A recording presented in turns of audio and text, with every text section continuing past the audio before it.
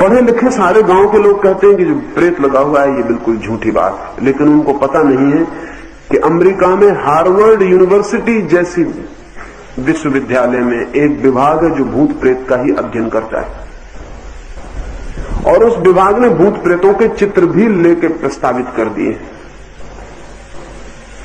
हमें पता नहीं है कि इस समय दुनिया के कुछ बड़े वैज्ञानिक भूत प्रेत की खोज में इतने तल्लीन हैं और इतने नतीजों पर पहुंचे हैं कि आपको आज नहीं कल पता चलेगा कि पढ़ा लिखा आदमी अंधविश्वासी था, और वो जो अंधविश्वासी था वो जानता तो नहीं था, लेकिन जो कह रहा था वो ठीक ही कह रहा था। अगर आप राइन या ओलिवर लास की किताबें पढ़ें तो आप दंग रह जाएंगे। ओलिवर लास नोबेल प्राइज विनर वैज्ञानिक था और जिंदगी भर भूत प्रेतों में संलग्न रहा, और मरते वक्त दस्तावेज कर गया कि विज्ञान के भी सत्य जो मैंने खोजे वे उतने सत्य नहीं हैं जितने भूत प्रेत सत्य।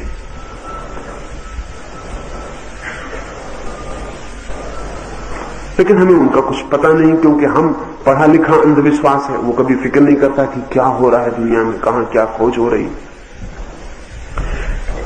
अगर यहां कोई आदमी कहेगा कि मैंने किसी दूसरे आदमी की मन की बात जान ली, तो हम कहेंगे अंधविश्वास। तो युग है, परिस्थिति है, प्रयोजन है, उन सब की खोजबीन किए बिना किसी चीज को जंजीर मान के तोड़ने में मत लग जाना। और वैज्ञानिक बुद्धि में उसको कहता हूं जो हमेशा हेजिटेट करता है। वैज्ञानिक बुद्धि का आदमी बहुत जल्दी निर्णय नहीं लेता कि ये गलत ये सही, इतनी जल्दी निर्णय नहीं लेता। वो हमेशा ये कहता है शायद ये सही भी हो सकती, मैं और खोजूं, मैं और खोजूं, मैं और खोजूं। और वो अंतिम क्षण तक भी आखिरी निर्णय नहीं लेता कि फाइनली कह दे, अंतिम निर्णय कह दे कि ये गलत, इसको तोड़ डालो। क्योंकि जीवन इतना रहस्यपूर्ण है कि कुछ भी नहीं कहा जा सकता।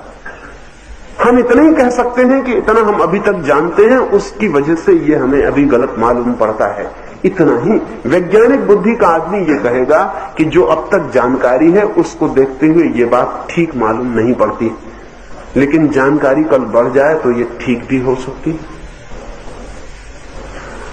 जो आज ठीक है वो कल गलत हो सकता है। वैज्ञानिक बुद्धि का आदमी जल्दी से निर्णय नहीं लेता कि ये गलत है और ये सही है।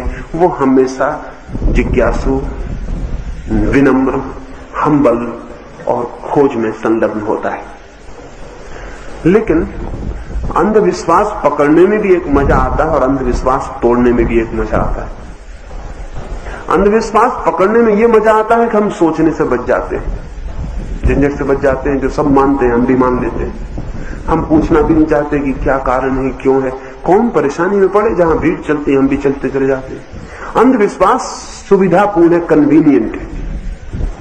फिर कुछ लोग अंधविश्वास को तोड़ने में लग जाते हैं, वो भी बड़ा सुविधापूर्ण है, क्योंकि जो तोड़ता है वो विचारवान मालूम पड़ने लगता है, बिना विचारवान हुए। विचारवान होना इतना सस्ता मामला नहीं है, विचारवान होना बहुत मुश्किल मामला है। और विचारवान की बड़ी मौत है। मौत इस अर्थ में है कि वो चीजों को इतने गौर से खोजता है कि बड़ी मुश्किल में पड़ जाता है, तय करना मुश्किल हो जाता है उसे कि क्या कहे।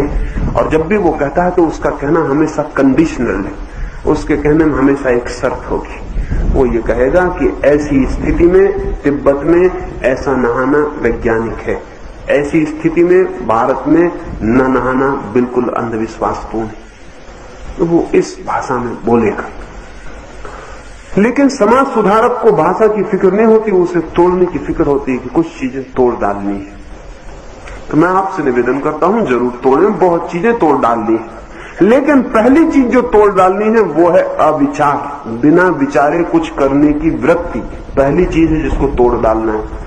यानी अगर बिना विचार किए तोड़ डाला तो इस तोड़ने का कोई मूल्य नहीं है। विचार करने की प्रवृत्ति पैदा करनी है और बिना विचार किए मान लेने की प्रवृत्ति तोड़ देनी है। लेकिन इसके बड़े दूसरे संदर्भ होंगे, इसका बड़ा और अर्थ होगा। तब हम बहुत खोजबीन करेंगे, सोचेंगे, विचारेंगे, हम देखेंगे कि क्या हो सकता है। अब पश्चिम में साइको एनालिसिस जोर से चलती है, मनोविश्लेषण चलता है। और मजा यह है कि मनोविश्लेषण वही काम कर रहा है जो पुराना ओझा, पुराना गांव का झाड़ने वाला कर रहा था। अब इस समय फ्रांस में कुएं का एक पंथ, और कुएं वही काम करता है जो ताबीज बांधने वाला करता था, लेकिन कुएं वैज्ञानिक, सिर्फ शब्दावली उनकी वैज्ञानिक है, बाकी वही की वही बात है, उसमें कोई फर्क नहीं।